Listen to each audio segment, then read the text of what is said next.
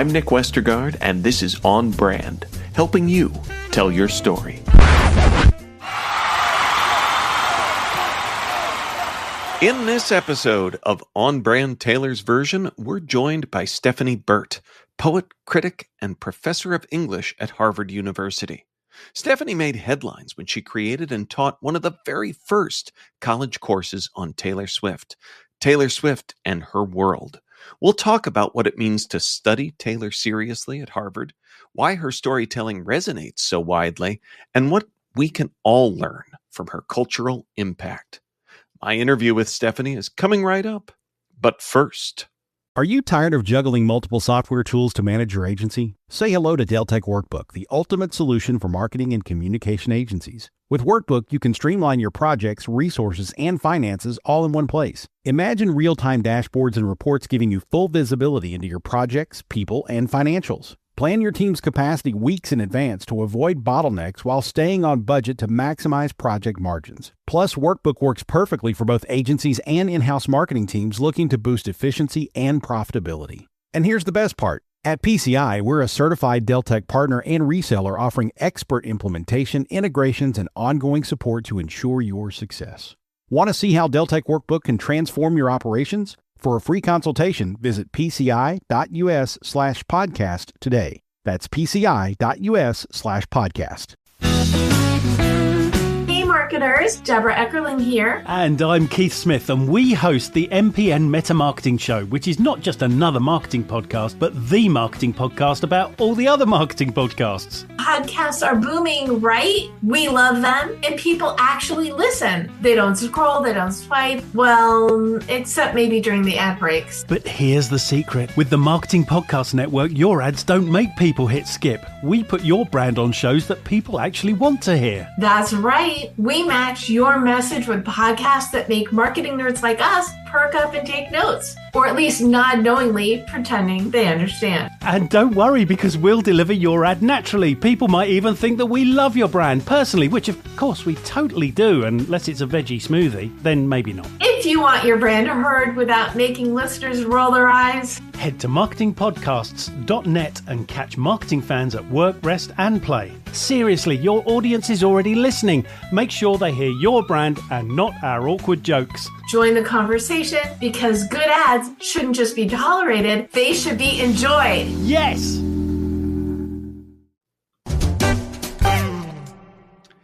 Stephanie Burt, I am excited to have you here. First of all, for the full video, what does your Taylor shirt say? Okay, we're going to move the camera, then we'll move it back. It says this is not Taylor's version.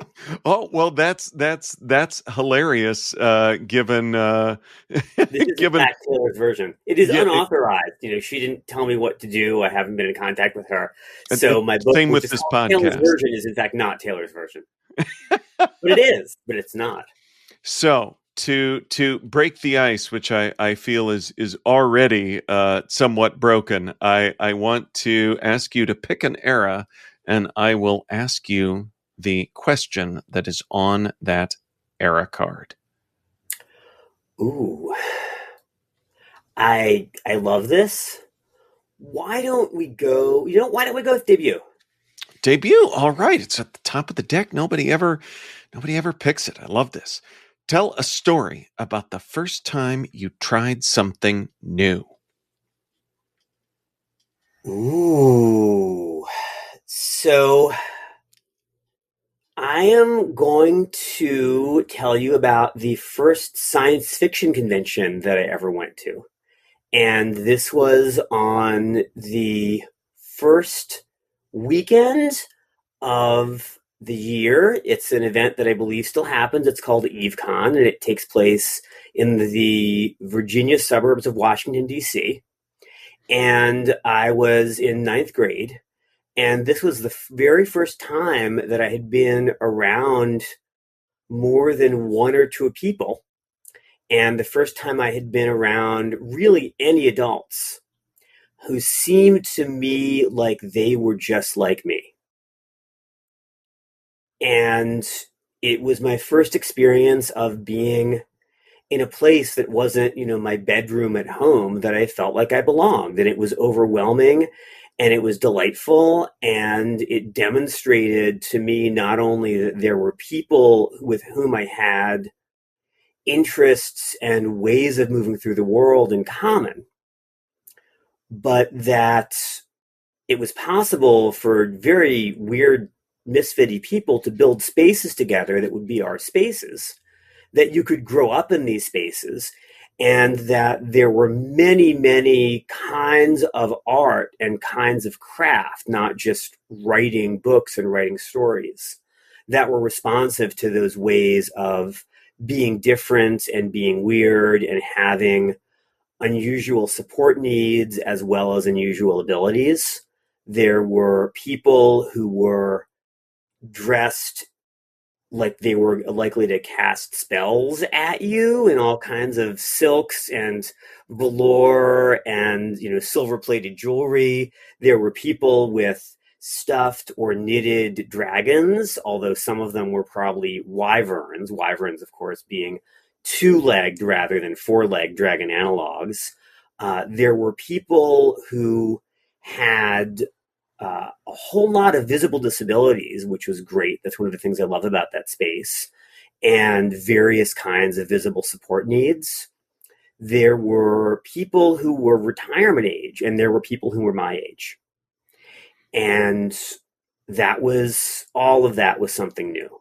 And there were, more than a couple of people in this hotel ballroom who were familiar with, for example, James Tiptree Jr., who's one of my favorite science fiction authors. Tiptree is not around anymore and has a very complex backstory and a very tenuous relation, I'm afraid, to Taylor Swift. But I'm going to connect that to Taylor if you want, which is that I have spent a lot of my life either in those kinds of specialized fan spaces for people who are fans of relatively alienating or niche things, or in that other kind of niche space called academia, which works in almost the same way, except a lot of the guys are wearing ties. Some of the non-guys are wearing ties. It's more formal. People have honestly read more, and they tend to use footnotes.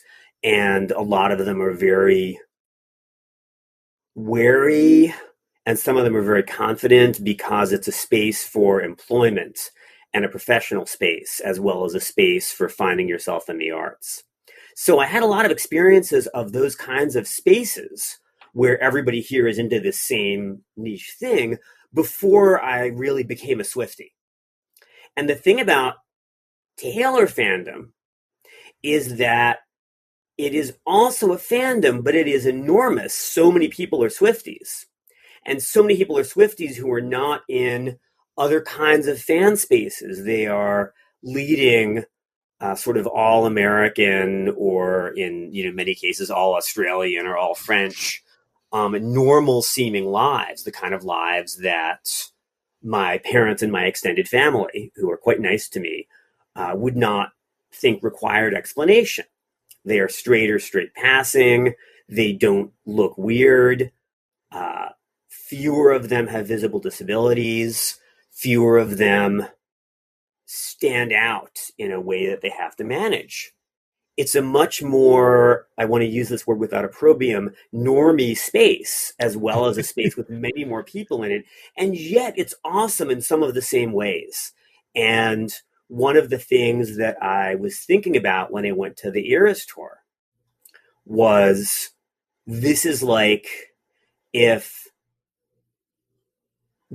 my first science fiction convention, however many years ago, when I was almost 15, writ much larger, except there are fewer guys and more of the women have really good makeup skills. But I did not stop anyone to ask for foundation advice. That would not be appropriate. I love that story, and I think it speaks to also the power of story, because it invites reciprocity in others when you share, because that's something that we have in common. I was similar childhood, and remember when you said that my first Star Trek convention. So that was my first fan community and of many, and it's one that continues to this day. So as you were talking about that, it sort of seems like, am I someone that's prone to fan communities? Is there something about that even independent of the music is attractive to me? Maybe. Oh, of course there is. Have you seen all of Discovery yet? I have seen all of Discovery, and I just finished Strange New Worlds, the season finale. Which I have not, so no spoilers, please. Who are your characters of over-identification? Who do you see yourself in that very large, populated set of stories? Oh, interesting. Lots of they're kind of like eras. All of the very segments much. of Star Trek. They are literally eras. They're literally eras. Like it's funny talking with someone else in academia. I also when it comes to Deep Space Nine, I connect with Chief O'Brien because he was kind of an enlisted man, but then went on to teach at the academy at the end of the show. And I thought, well, that's kind of like me, because I'm a professor of practice, so I have the outside bona fides as opposed to the traditional academic pedigree. I also have a thing for Commander Riker, but not in the traditional way, mostly in that's my go-to cosplay, just because I can keep my beard. Wait, that is the traditional way. Is the traditional way like wanting to smooch him? Well, all of the, and my family got me when Cameo was big in the pandemic. I got a Cameo message from, and it's my favorite. I have a little permanent picture frame in my office that plays that video message. And then when they brought him back in Star Trek Picard, and he was there kind of like making pizza and cooking for his family, he's kind of aged in the same way that I have, because that's kind of my deal. But I don't want to get. I love that. I we have could just do this again about Star Trek. I know. I really would have. I'm just afraid that it might not have the same listenership that Taylor does, which makes me think, you're certainly not without many fan communities as well. What led you to create a course at Harvard around Taylor? Because I know you made some headlines in seeing, someone's going to stand up a whole course on this, and it was you. So what made you connect those dots? Okay, so first, it was not the first course ever. I was teaching that course in a year when other universities elsewhere were also doing Taylor courses. Things that happen at Harvard get easily noticed. It's the Harvard effect. I didn't mind the notice, but I don't want to make it seem like I was the first one in the field.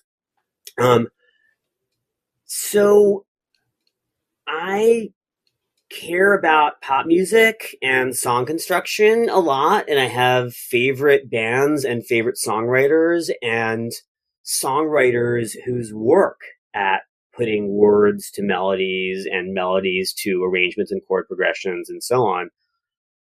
Songwriters I think about a lot who just have stayed with me and who I find delightful and inexhaustible. And I've been someone who wrote about in fanzine spaces and as an occasional music journalist and in academic venues when they let me, my favorite pop songs and rock and pop artists for quite a while. But most of those favorites are pretty niche. I'm writing a short book right now for Southern Methodist University's University Press, which the critic David Kaplan asked me to write, and I was very surprised. I'm writing a book about the songwriter Scott Miller from the band Game Theory, who is very niche. I am very into, for example, the English band Heavenly, whose T-shirt you can see on my wall up there.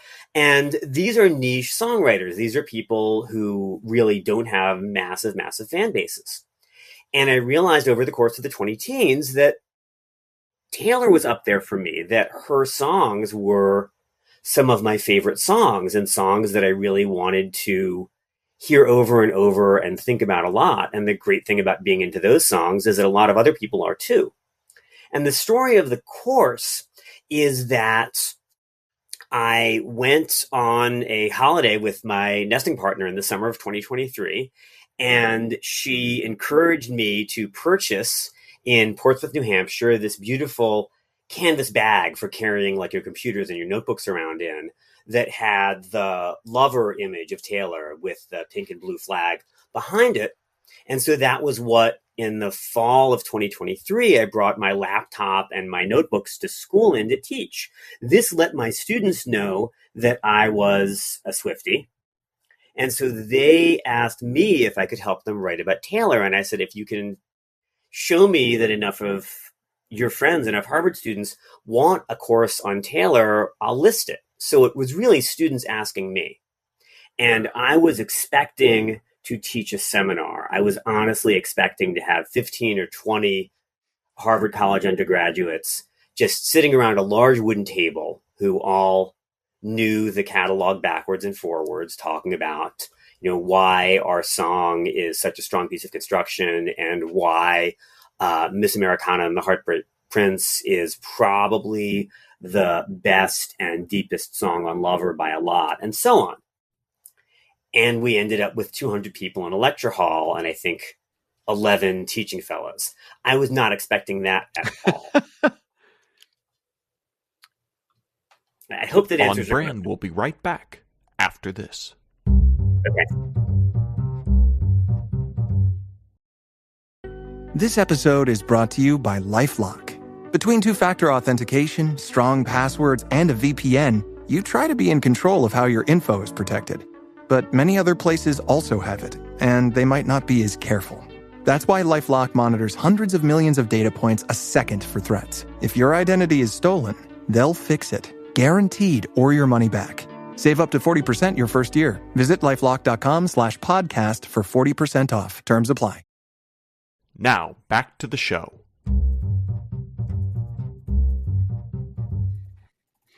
Okay, it's our intermission. You now get to pick a card for me to share something. So pick an era for me.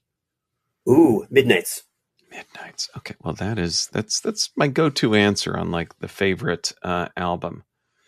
Tell a story about something that kept you up thinking. Kept me up thinking. I feel like this is a dorky thing, but that's I guess what I'm fessing up to. When I had the idea to do this podcast, I couldn't sleep real well, and I usually do.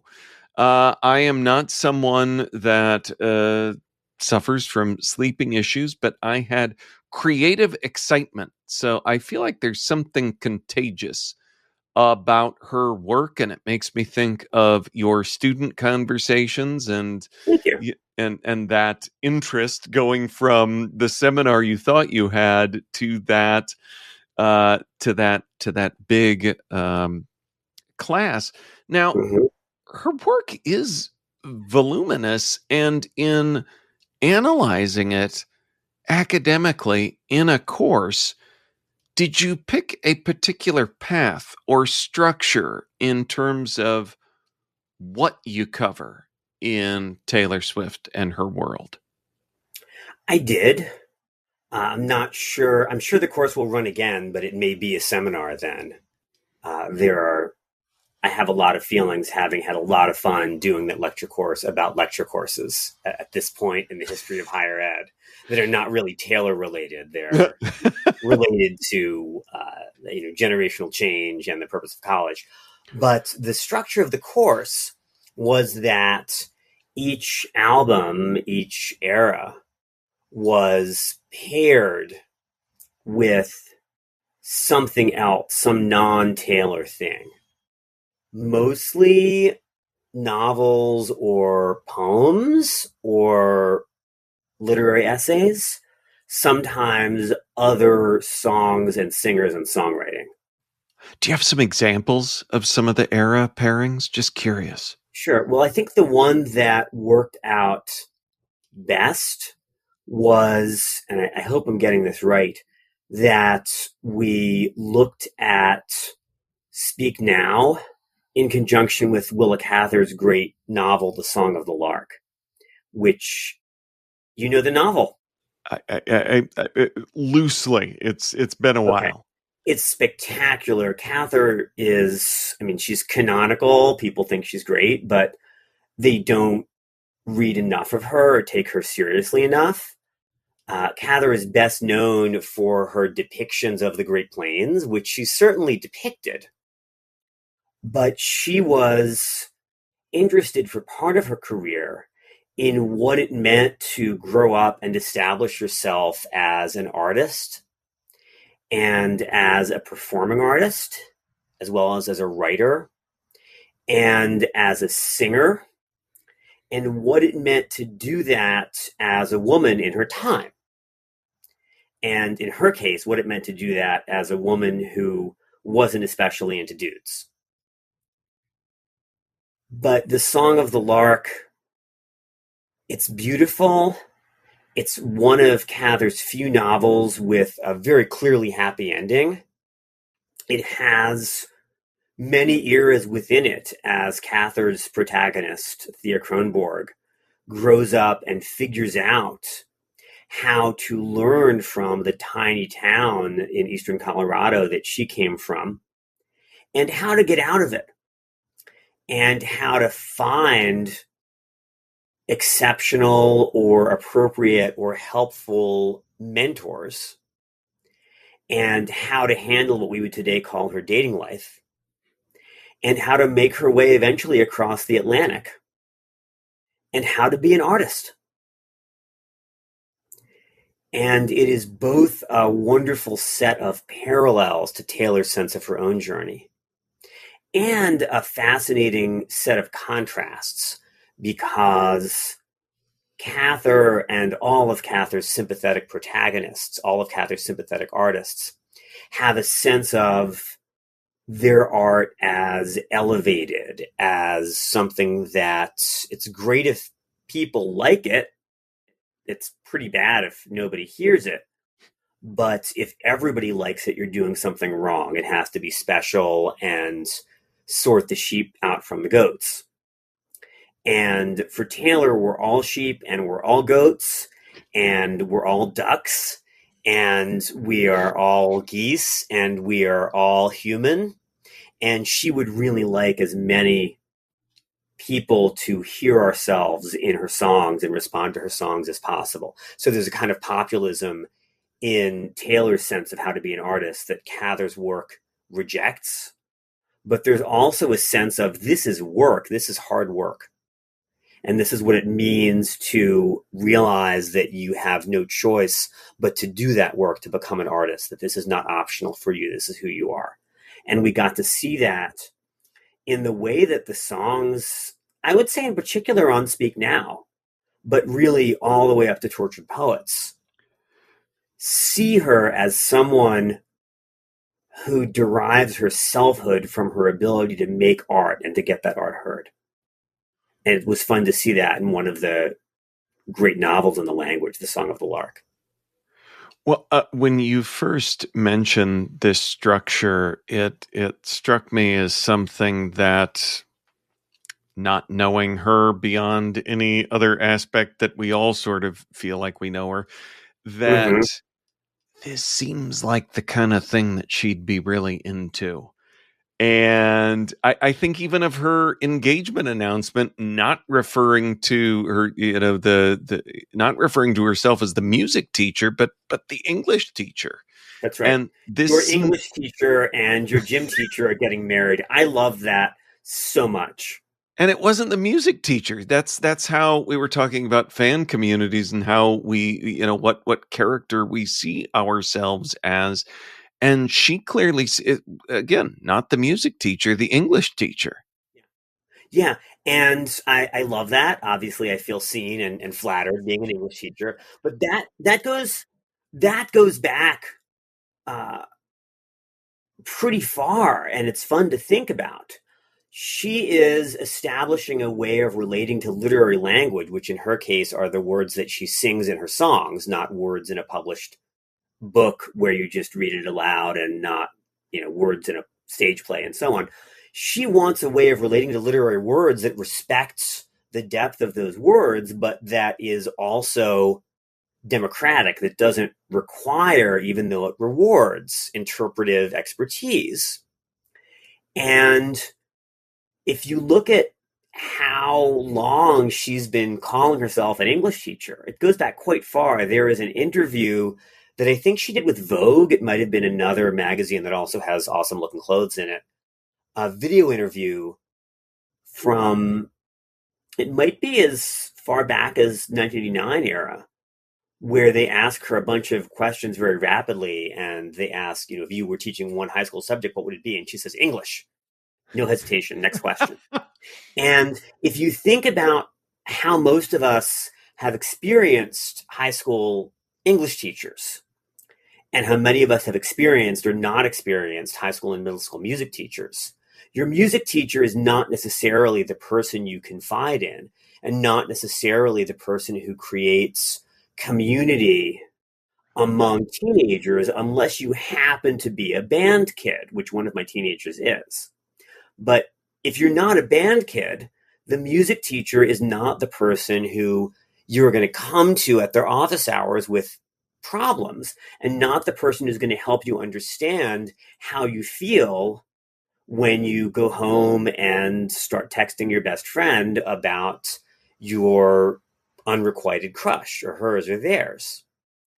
If there is a teacher that you confide in that way, it is probably more likely to be your English teacher than any other single subject teacher in American high schools. And so she really is your English teacher in that way. And I also just kind of love it because she's not giving us a test. She is simultaneously an authority figure for us. And she's the one who is always like us, and that she's always trying to pass this test, even the hardest test, which she has to take with a broken heart, as that song puts it, right? I can pass this test. Also notice the half rhyme that she does of test with left. Oh, that's such a perfectly constructed song.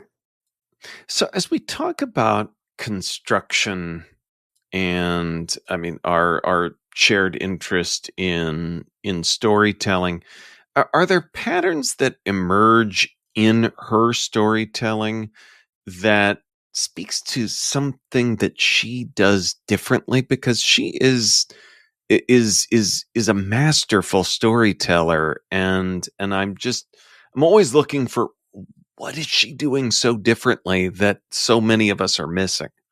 So she is able to create protagonists, and we are talking about the shapes of stories and points of view, not about word choice and sound. And I'm maybe a little bit ordering from your menu here because I'm not a narratologist. I'm not a story expert. I'm trained as a poetry critic, and that's what I think I can do. But this is a podcast about stories. You're about stories. So her points of view, the characters who she's been creating for what's about to be 12 albums, have a lot in common, but they don't usually repeat themselves. Every time you get a song that is her at her best, and not every one of her songs is her at her best, you're getting a little bit of a different point of view, a little bit of a different set of experiences behind that I, or in some cases that you, that me, that she, or in a couple of cases, like Betty, that he. You are getting a writer who goes back to the same tropes over and over. I'm into this guy. I wonder if he'll like me. Oh my God, he likes me. Why isn't he texting me back? Right? You get those tropes over and over, but you don't get the same situation over and over. And one of the other things you see in Taylor as a storyteller is that she will go back to the stories in earlier songs and revise or rewrite them. My favorite example of that is the way that Forever and Always is a rewrite of Love Story with a sad ending. And they're not even about the same guy once you do the biographical work. Love Story is entirely fictional. Forever and Always, we know who it's about, but those songs are structurally similar. And she will rewrite herself. And she will even sometimes point forward to stories that she has yet to tell. If you look, for example, at the end of Reputation, at the song New Year's Day, which is beautiful and which is anomalous on that album, in a lot of ways, it would have fit in better on Folklore. If you look at that one, she says, I want your midnights, but I'll be cleaning up bottles with you on New Year's Day, which in turn points further forward to her sense of herself as the responsible party in the relationship, who is looking for someone else she's been looking for quite a while. And there's a good deal of feminist sociology on this, as well as any number of realist novels. She's been looking for a guy, a life partner, who will clean up the bottles with her instead of being too depressed to get out of bed or off scoring drugs. And one of the things I love about watching her and Travis together, and I hope a little bit of this is on The Life of a Showgirl, is that really for the first time, she is writing about relationships, romantic relationships that are there in her biography, where not only is that a hot guy, but it's someone who is really going to clean up the bottles with her. And her strongest adult love songs, I'm thinking about It's Nice to Have a Friend. And I'm also thinking about what is the song from near the end of Reputation? I want to wear his initials on a chain around my neck, not because he owns me, but because he really knows me. Yeah. Her sense of wanting a partner who will act like a partner. And that is something that is not only hard to find for a lot of people in real life, even harder to find based on what they say for women who date men than for other demographics. But it's hard to represent in the ocean that we all swim in of stories about fairy tales and helpless princesses and love at first sight and guys who are hot because they're unattainable or jerks or hard to get to know. Nothing against princesses. We can go back and do this again and talk about Frozen and Frozen 2, which are wonderful movies. And those are about princesses, but they're not helpless. Good point. I hesitate to begin the wrap up with a big question, but I are you wrapping up? Oh no. Well, yeah, okay. Generally, we're creeping up to the wrap up. It's okay. We're entering the home stretch, but I want to kind of come full circle back to something you talked about early on with our shared science fiction fandom. Sure. And one key difference, because there's a lot of similarities of people getting dressed up, of people seeing themselves, of people attending these events, of people making bracelets. That's right. But you said something really interesting, is that, because I think both you and I know at those sci-fi conventions, there were other people like me. There weren't a ton of people. I mean, it was a hall at the convention center in Des Moines, Iowa. Patty from Star Trek was there, so that was neat. But you see these arenas filled with just everybody. So it kind of breaks my mind a little bit, and I wonder if you have an answer for how she's managed to create that same kind of niche fan community that we both love, but have it somehow appeal to the masses. Yeah. So a third of the answer has to do with image and marketing. Since her MySpace days, since debut, she's been very good and very canny about building a core audience and then moving out from there. And she understands marketing. And she's also someone who's benefited from characteristics she did not choose, right? She is someone who happens to be conventionally attractive and white and good at being someone whose image, not just whose voice, fits into mainstream celebrity production. And that does help, but that's about a third of the answer. The other 2/3 are that she's just that good a writer. She's someone who is able to write and often co-write music and words that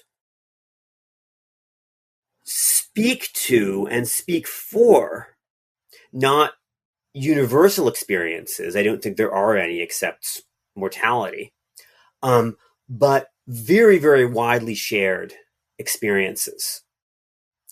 And experiences that many people either have had or want to have, and experiences that don't require you to self-segregate or to announce that you're an outsider or to get weird or feel weird or look weird. We've almost all felt like outsiders in some way. She likes to talk about being bullied and excluded in middle school, but she was able to later become popular, as we know, even before she was one of the most famous people in the world. She's someone who has this almost unparalleled gift for inhabiting and writing beautifully about experiences that many of us have shared. I'll be cleaning up bottles with you on New Year's Day. And that's, one example. And even when she writes about her more unusual or more demanding experiences, Antihero comes to mind.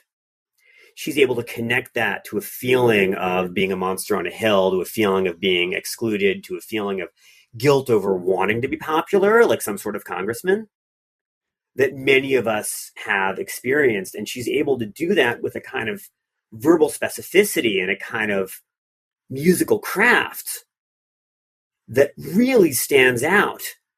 And that is a challenge.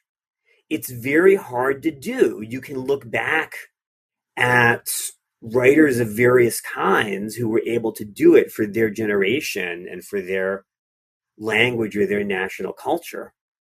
You can look at writers who sort of tried to do it and succeeded very slowly. Walt Whitman probably did expect that eventually there would be high schools named after Walt Whitman, but that only happened after his death. Yeah. Henry Wadsworth Longfellow, to take another 19th century writer, also expected it and worked hard for it, and honestly succeeded in speaking to a very large American public. But to my mind, his most interesting poems and his greatest accomplishments were not the ones that made him popular. And for Taylor, at least some of the time, they are. She just has those gifts of speaking to so many people's own lives in ways that remain verbally and musically interesting, at least if you're a pop music person, after you have listened to them 300 times. And that is amazing. And that is a very rare gift. You said that the English teacher you feel seen, and I feel seen because it sounds like you're saying that the big part of all of this, the 2/3 of it, is being a good storyteller that tells stories that are able to appeal to so many at the same time at a kind of an unprecedented level. If you define the word story broadly enough so that it includes not only the things all and only narratives share, a point of view, sequence of events, the emotional development of a character, but also aspects of songwriting that are not necessarily narrative, right? Euphonies and verbal play, wordplay, and, where is there a beat drop? Why is there a mandolin there? Things like that. If those are all part of storytelling, then yes, absolutely. I think so. I think so. And I think and she has the dimmer switches on all of those turned all the way up. I mean, in terms of her skill level and in terms of her skill level, that's right. That's Yeah. right. Her skill level and the skill level of her collaborators, and collaborating that well with that many people is a skill in itself. And the inability to collaborate has tanked so many talented creators' careers after the second or third book or album or tour. And one of the ways that she's stayed in it and become Taylor is that she knows when she's telling a story, she's not telling it all by herself. Not even on Speak Now, because she's not playing those drums. She is talking to her drummer to make sure that she's getting the sound they both want out of those drums. She understands that stories almost always are also collaborations with other creators, past and present, and with imagined listeners. And if you get your audience, if you're lucky as she's been and as talented as she's been, collaborations with existing real life listeners too. Well, Stephanie, I've been smiling from the jump of our conversation talking about sci-fi conventions, fandom. But as we do wrap up in earnest, I want to ask you for a Taylor song, album, or era that has made you smile recently. It's made me smile. Ooh, okay. That is a bit of a curve. It could be all kinds of smiles. No, we're good. No, I'm going to go with genuine expressions of joy. I want to talk about 22. 22 is one of my favorite among Taylor's joyful songs because it's so well made. It just hits so hard.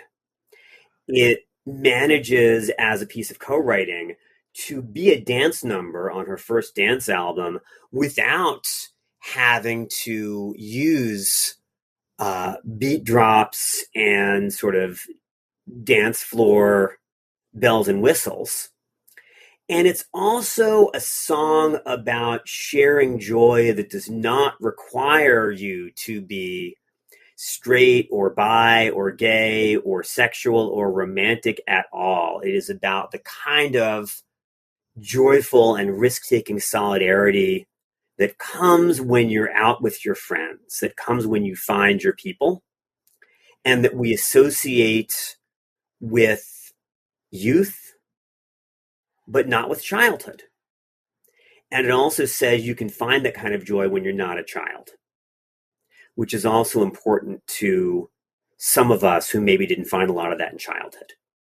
I absolutely love that song. And I periodically ask myself in what way I might be feeling 22. And as you know, if you can see me, like it or not, I'm a bit older than 22.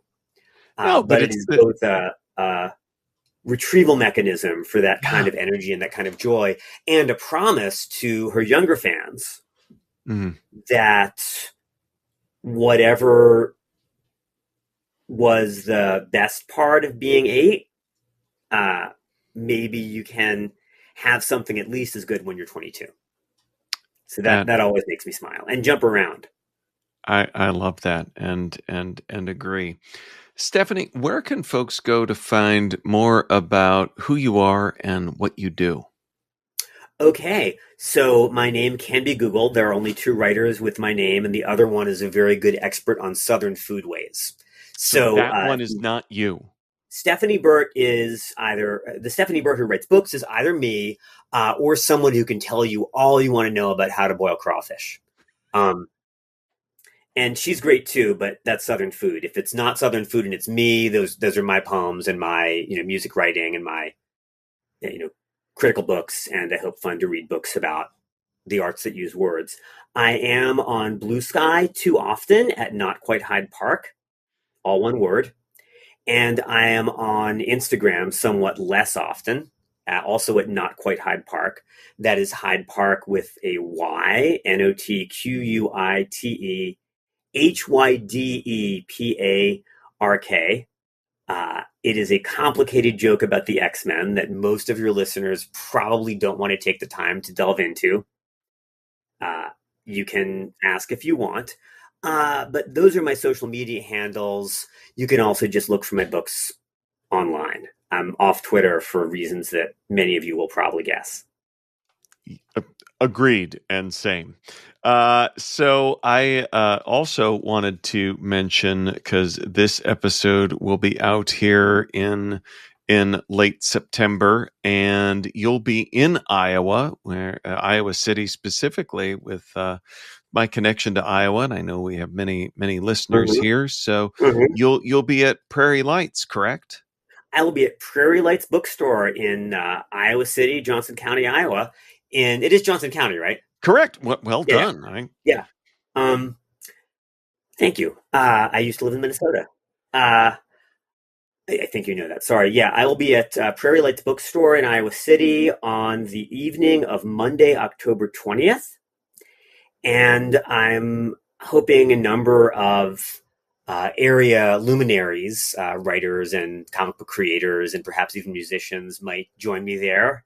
We'll see, but I will be there. And by that point, Taylor's Version, the literary and musical genius of Taylor Swift, will be available for purchase at Prairie Lights or at your favorite independent bookstore or wherever else you choose to get your books. It's on pre-order right now. You can go online and pick it up. Awesome. Well, we will link up to all of that in our show notes, which folks can find at onbrandpodcast.com.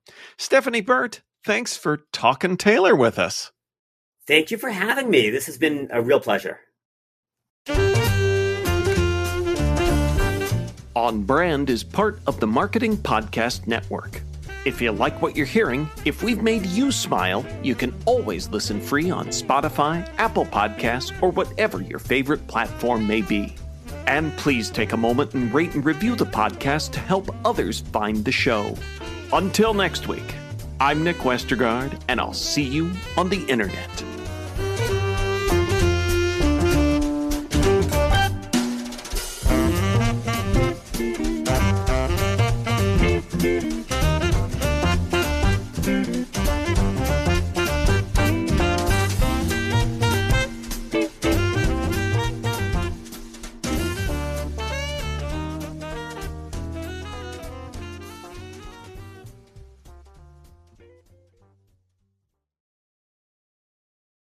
You may know you're listening to this show along the Marketing Podcast Network, but did you know there are other great shows on MPN to help your business? Hennika Watkis-Porter hosts The Entrepreneurial You, empowering entrepreneurs with insights on leadership, business, and success. Hennika, tell listeners what to expect from your show. So we provide innovative business strategies and practical solutions to common entrepreneurial challenges. And where can people subscribe? Find us at hennikawatkisporter.com, as well as the Marketing Podcast Network at marketingpodcasts.net, or search for it wherever you get your podcasts. You heard her. Go subscribe. This podcast is heard along the Marketing Podcast Network. For more great marketing podcasts, visit marketingpodcasts.net.